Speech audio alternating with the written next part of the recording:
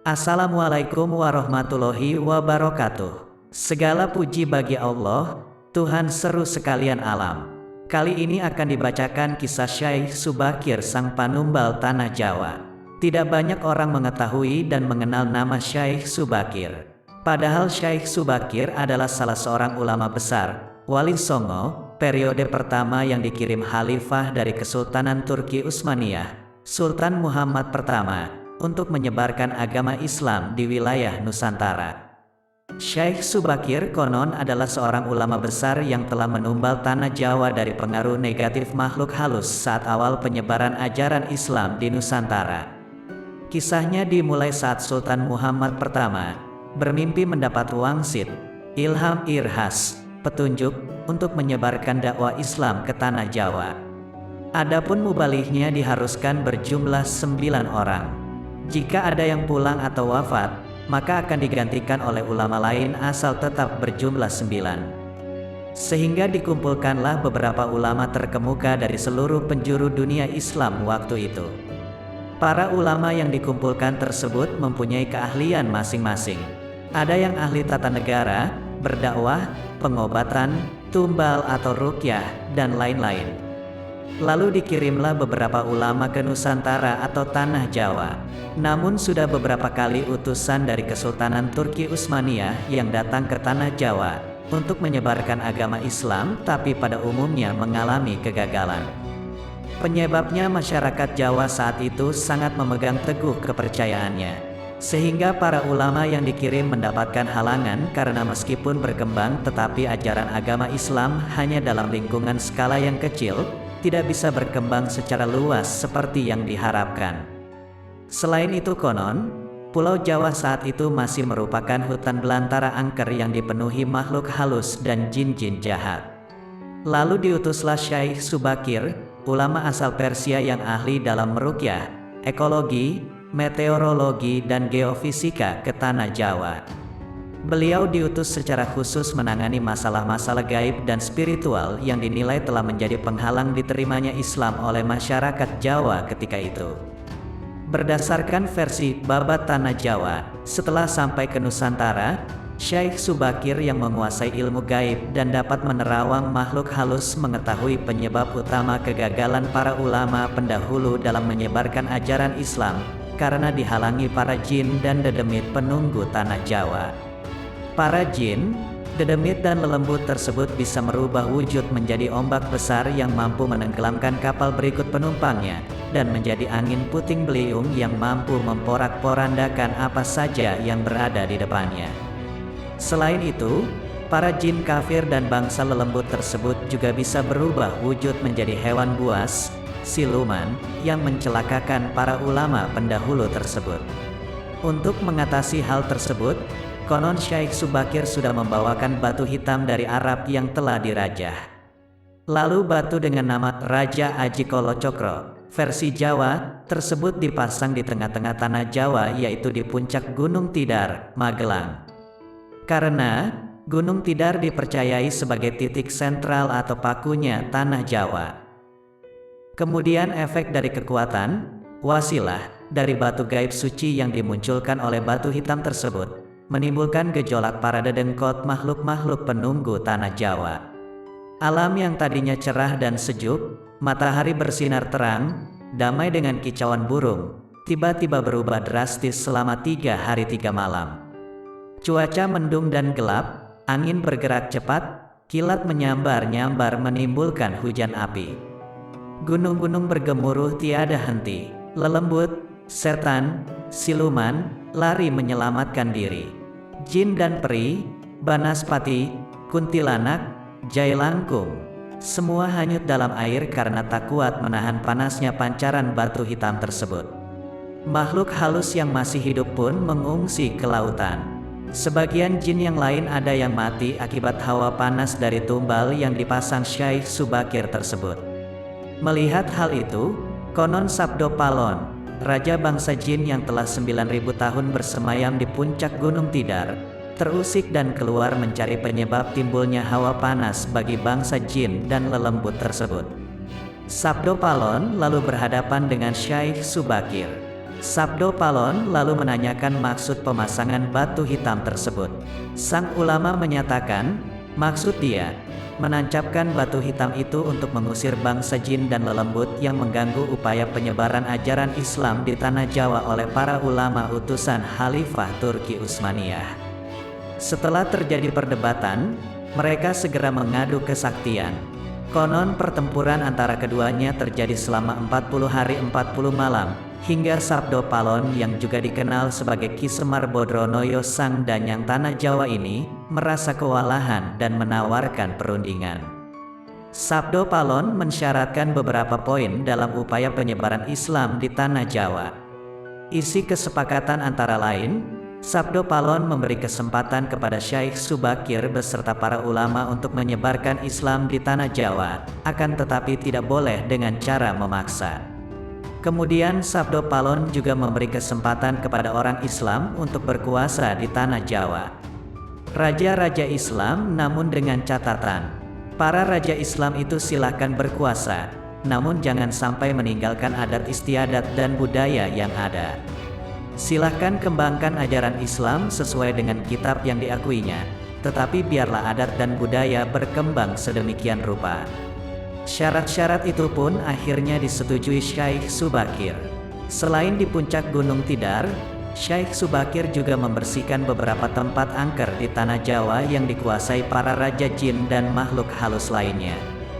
Dalam versi lain diceritakan, untuk membersihkan wilayah Gunung Tidar dari bangsa jin, Syekh Subakir membawa senjata pusaka berupa tombak Kiai Panjang. Lalu tombak pusaka tersebut ditancapkan tepat di puncak Tidar sebagai syarat syariat penolak bala. Dan benar, tombak sakti itu menciptakan hawa panas yang bukan main bagi para lelembut dan bangsa jin yang berdiam di Gunung Tidar. Mereka pun lari tunggang langgang meninggalkan Gunung Tidar. Sebagian pengikut Sabdo Palon dari bangsa jin melarikan diri ke timur, dan konon hingga sekarang menempati daerah Gunung Merapi yang masih dipercaya sebagian masyarakat sebagai wilayah yang angker. Bahkan sebagian lagi anak buah Sabdo Palon ada yang melarikan diri ke Alas Roban dan ke Gunung Srandil. Tombak itu sekarang masih dijaga oleh masyarakat dan ditempatkan di puncak Gunung Tidar dengan nama petilasan, makam tombak Kiai Panjang. Dengan adanya tombak sakti itu, maka amanlah Gunung Tidar dari kekuasaan para jin dan makhluk halus. Dan karena keberhasilannya menumbal Tanah Jawa lalu penyebaran Islam oleh Wali Songo periode pertama menjadi lancar. Nama Syekh Subakir lalu menjadi sangat terkenal dan dikagumi di kalangan para pendekar dan Srikandi, penganut ilmu gaib dan kanuragan, bangsawan serta masyarakat di Tanah Jawa ketika itu. Sehingga mereka terkesan melampaui batas mendewakan sang ulama asal Persia tersebut. Akhirnya, untuk melepaskan kefanatikan masyarakat terhadap Syekh Subakir, dan untuk menjaga akidah umat Islam, maka pada tahun 1462 Masehi, Syekh Subakir pulang ke Persia, Iran. Ini dimaksudkan agar kefanatikan tersebut runtuh, dan masyarakat kembali kepada tauhid yang benar. Selain itu, tugas utama Syekh Subakir untuk membersihkan Tanah Jawa dari pengaruh negatif makhluk halus telah selesai. Selanjutnya setelah Syekh Subakir wafat, menurut satu riwayat, posisinya digantikan oleh wali songo lainnya yaitu Sunan Kalijaga. Adapun versi Astana Cirebon sebagai berikut. Syekh Subakir adalah sang babat alas Jowo, Islam di Tanah Jawa sebelum Wali Songo. Sudah banyak utusan dari negeri Arab dalam hal menyebarkan agama Islam di Tanah Jawa, namun terbentur akan kekuatan gaib yang masih menguasai Tanah Jawa, Nusantara. Maka, ditunjuklah Syekh Subakir untuk menumbali Tanah Jawa sebelum para wali-wali memulai dakwahnya. Penyebab utama dari gagalnya syiar agama Islam sebelum Syekh Subakir disebabkan oleh masyarakat yang masih kokoh memegang kepercayaan lama, klinik. Dalam artian, bahwa masih banyak makhluk yang menghuni dan mempengaruhi masyarakat Jawa untuk menyembah pepohonan, batu besar, atau hal-hal yang menyeru kepada kemusyrikan. Disitulah Syekh Subakir berperan menghilangkan gangguan jin dan setan tersebut menggunakan batu hitam yang dipasang Syekh Subakir di bagian-bagian Nusantara. Untuk tanah Jawa sendiri diletakkan di tengah-tengahnya Pulau Jawa, yaitu di Gunung Tidar. Setelah semua dipasang, efek dari kekuatan gaib batu hitam tersebut menimbulkan gejolak besar yang membuat jin dan setan mengamuk. Kemudian, Syekh Subakir meredamnya dengan berdialog bersama mereka. Walaupun kamu mampu meredam amukan kami dan kamu dapat mengembangkan agama Islam di tanah Jawa, tetapi kodratullah tetap masih berlaku atasku, kata setan. Apa yang kamu maksud? Jawab Syekh Subakir. Aku masih dibolehkan untuk menggoda manusia, termasuk orang-orang Islam yang imannya masih lemah, pungkasnya. Atas dasar itulah beliau dikenal sebagai wali Allah yang menaklukkan jin dan makhluk halus di Gunung Tidar sehingga para makhluk halus tersebut berpindah ke pantai selatan, tempat Nyai Roro Kidul. Setelah berhasil menaklukkan para jin-jin dan makhluk halus, Syekh Subakir kembali ke tanah asalnya di Rom, Baghdad. Dan tidaklah salah bila kemudian, Gunung Tidar dikenal dengan sebutan Paku Tanah Jawa. Pada puncak Gunung Tidar, ada lapangan yang cukup luas dan terdapat tugu dengan simbol huruf Sa.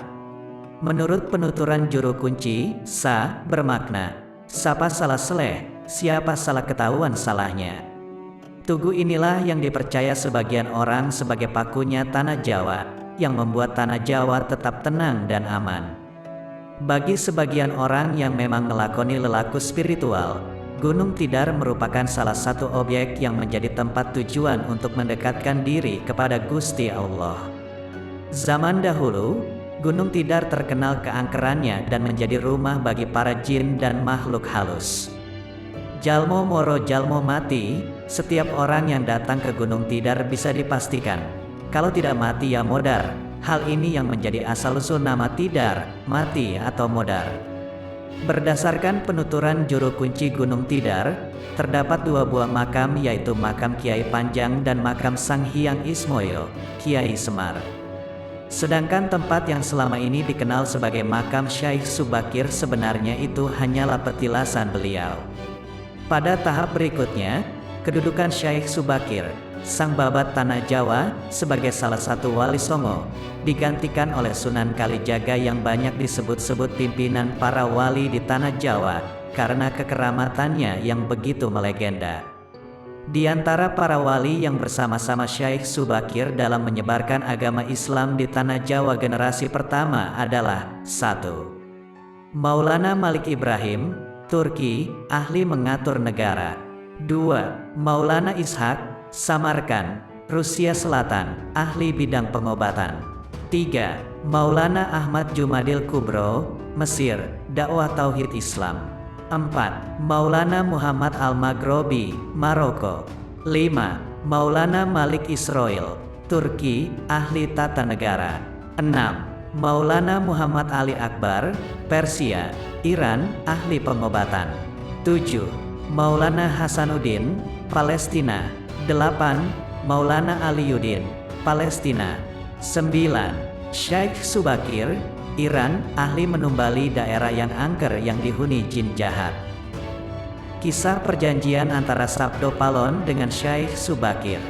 Konon ada semacam perjanjian antara Sabdo Palon sebagai pamomong, dan yang gaib tanah Jawa dengan Syekh Subakir sebagai penyebar agama Islam generasi awal di tanah Jawa ini.